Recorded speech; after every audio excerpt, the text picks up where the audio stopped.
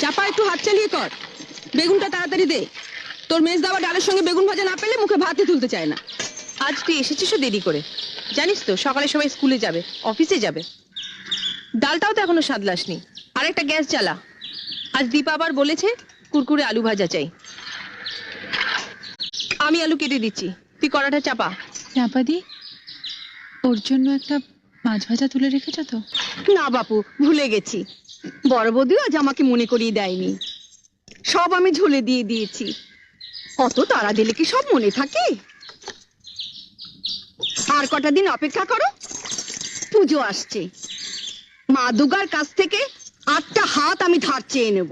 উফ, তোমাদের বাড়িতে 10 হাত না হলে কাজ করা আমার সম্ভব হচ্ছে নি। সরো।